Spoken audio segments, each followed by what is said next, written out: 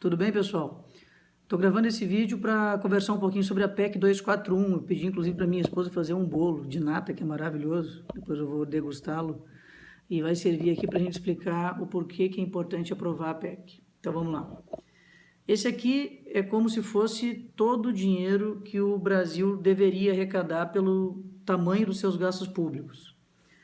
Nós, no orçamento de 2016, tem uma quantia de 3 trilhões 150 bilhões de reais, que é tudo que o Brasil arrecadaria de impostos durante o ano.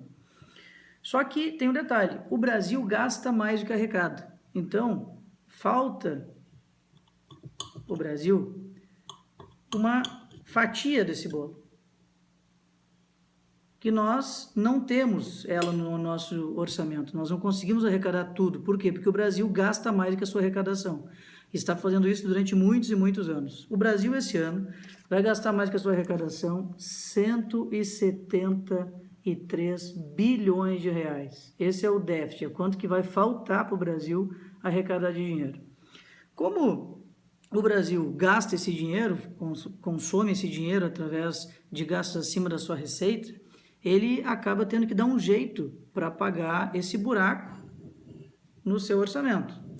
E esse buraco no seu orçamento, que é chamado de déficit, ele acaba tendo que ser tapado, colocado aqui através de emissão de títulos da dívida pública. Então, a dívida pública brasileira vai cada vez mais aumentando. Só tem um problema. Como o Brasil tem que pagar juros dessa dívida, todos os anos o Brasil gasta, esse ano ele vai gastar 1,338 trilhão de reais do dinheiro do seu orçamento com juros da dívida. Então, os juros da dívida, a dívida é enorme, ela consome quase 75% do PIB do Brasil, tudo que nós produzimos no país, equivale a 75% da dívida pública brasileira, e ela vai crescendo cada vez mais. Toda vez que o Brasil pega empréstimos, ela vai crescendo. Ela está crescendo mais ou menos 2 bilhões de reais por dia, é o que a dívida pública brasileira cresce. Então, o país, no seu orçamento, ele gasta 42%, quase 43% do seu orçamento com dívida pública. Seria como se nós pegássemos o bolo aqui e fizéssemos um corte. Isso aqui vai para a dívida. E isso aqui vai para as despesas chamadas primárias. A despesa primária é aquilo que a gente gasta com saúde, educação, cultura, segurança, previdência social, que vai dar mais ou menos uns 30% do bolo, e também com folha de pagamento dos servidores públicos, além dos repasses aos estados e municípios. Só que tem um detalhe, a dívida em 2008, ela consumia 30,57% do nosso orçamento. A dívida em 2016 está consumindo quase 45% do nosso orçamento. Tamanha a velocidade que ela cresce, eu já disse para vocês, ela cresce 2 bilhões de reais de juros por dia, não é por mês nem por ano, por dia. Então vamos lá, só para comparar, tu sabe quanto é que se gasta com educação no país hoje, atualmente?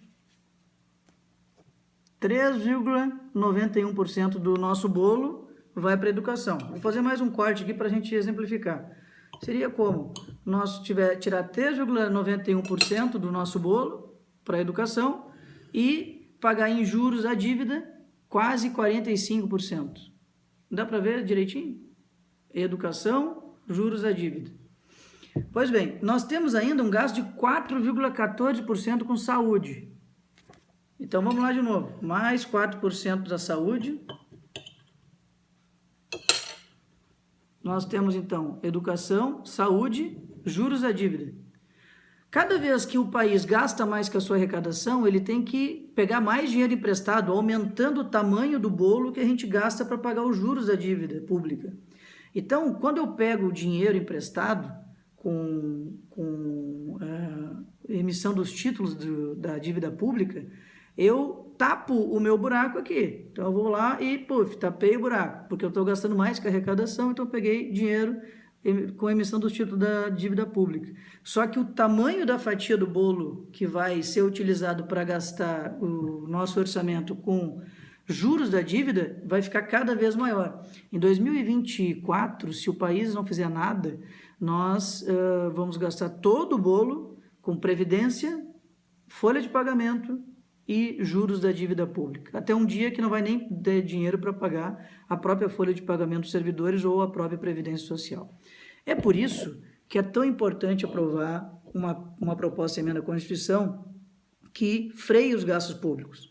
No momento que nós parar de gastar esse pedaço do bolo aqui, que é o quanto que nós gastamos a mais, no momento que o bolo caber no seu orçamento, nós vamos parar de ter que pegar dinheiro da dívida, aumentando a dívida pública, pegando dinheiro emprestado, e com isso a taxa, o serviço da dívida, que é o quanto que nós gastamos do nosso dinheiro com juros da dívida pública, vai diminuir.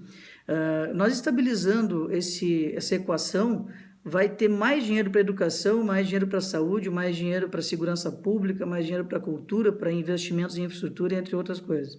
Imagine só, se nós não tivéssemos que gastar todo esse dinheiro com a dívida pública, se nós não tivéssemos que gastar os 1 trilhão e lá vai pedrada com dívida pública, imagina todo esse dinheiro aqui na educação, na saúde, na segurança e outras áreas importantes.